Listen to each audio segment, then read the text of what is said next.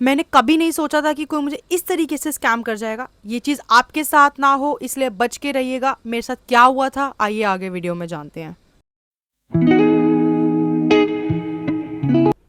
Hi, welcome back to the video. So आज मैं आपको एक बताने वाली हूँ स्टोरी ऐसी जो मेरे साथ हुआ था, रियल लाइफ इंसिडेंट जो थोड़ा सा मेरे लिए शॉकिंग था। तो हुआ क्या था, कुछ दिन पहले I was sitting at my nail studio और मैं वेट कर रही थी कि कोई क्लाइंट वॉक इन करेगा। I was free at that day. तो इतने ही एक क्लाइंट वॉक इन करती है, जो थोड़ी सी दिखने में ऑकवर्ड होती है। Like she was wearing a denim skirt बिल्कुल पैरों तक की, और उसके साथ ही साथ फुल बॉडी पे उनके टैटूज़ एंड पियर्सिंग्स, और जो हेयर कट है वो भी काफ़ी बॉब कट टाइप। तो दिखने में काफ़ी ऑकवर्ड थी, बट जैसे ही वो बैठी अपनी सर्विस कराने के लिए वो फ्रैंक थी। तो वी वर लाइक बातें कर रहे थे जैसा हर किसी क्लाइंट से हम करते हैं, गॉसिप्स कर रहे थे।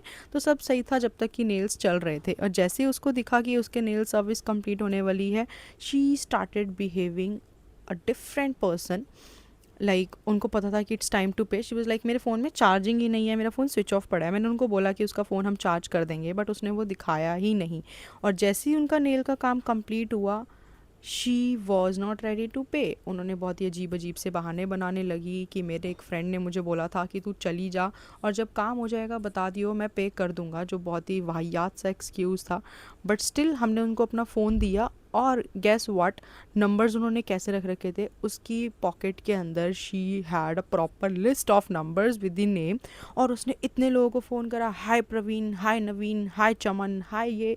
और इतने लोगों ने, किसी ने भी उसको पे नहीं करा, because she was a professional scammer. और वो मुझे बात कैसे पता चली वो मैं आपको लास्ट में बताऊंगी। मुझे कैसे पता चला कि वो प्रोफेशनल एक स्कैमर ही है, वो सबके साथ यही करती है। एंड आई कैंट बिलीव कि मैं एक स्कैमर के साथ बैठ के गप्पे मार रही थी, और वो भी मैं उसको अपनी लाइफ की स्टोरीज बता रही थी।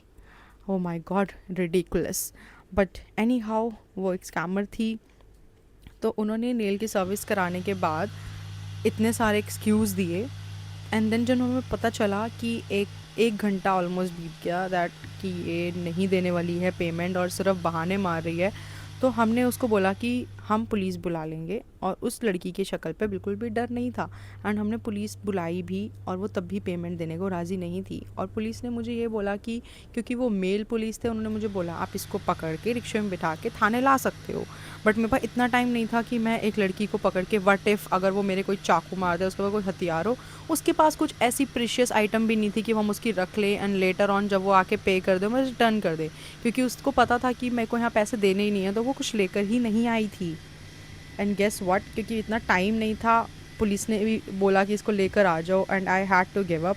और वो आज पेमेंट करेगी जो कभी नहीं आई है। मतलब लोग इतना ज़्यादा गिर जाते हैं 600-700 रुपये के लिए भी, कि उनको इतना झूठ बोलना पड़ता है। और सर्विस लेते टाइम मेरा फ्रेंड वहाँ पे बैठा हुआ था, उसको बार बार कह रही थी कि आप मेरे लिए यहाँ से शेक ला सकते हो, लेमनेड ला सकते हो। बट आई वाज लाइक कि नहीं, आपका काम होने वाला है, आप जाके खुद ले लेना उसके बाद, क्योंकि we are not doing these kind of services, we are doing only nails. और मुझे बाद में कैसे पता चला, लेटर दैट डे हमारे पास एक रेगुलर क्लाइंट जो हमारी एक लॉयर है वो आई, and I was discussing with her कि आज आपकी नीड थी, मेरे साथ ये हुआ।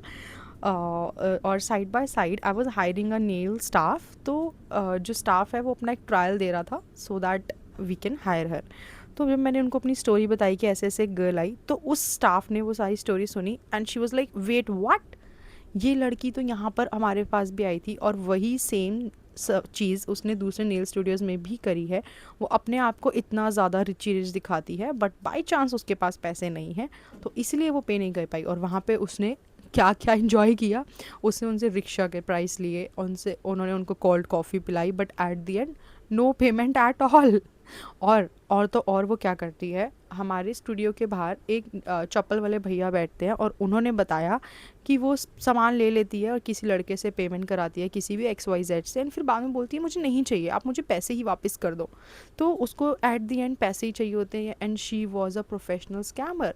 यार आज की डेट में भी ऐसे लोग एग्जिस्ट करते हैं, मुझे पता नहीं था। वो डे मेरे लिए ऐसा था, आई वॉज शॉकिंग, क्योंकि हम तो रहे नन्हे बच्चे, हम तो समझते हैं कि सभी अच्छे होते हैं, बट एक लड़की जो दिखने में एस्थेटिक या अच्छी है, वो भी एक चोर निकल सकती है। तो भाई ऐसा कुछ इंसिडेंट हुआ था मेरे साथ, जो काफ़ी दुखद घटना थी। उसके बाद मैं अब और शातिर हो गई हूँ कि अब हमारे साथ कोई स्कैम ना कर पाए। बट कौन आपकी लाइफ में कैसा टकर जाए, वी डोंट नो। और अगर आपको ऐसी स्टोरी सुननी है प्लीज़ लाइक कमेंट शेयर और सब्सक्राइब करना मत भूलना। ऐसी और कोई चटपटी स्टोरी लेके अगली बार मिलते हैं। Till then bye.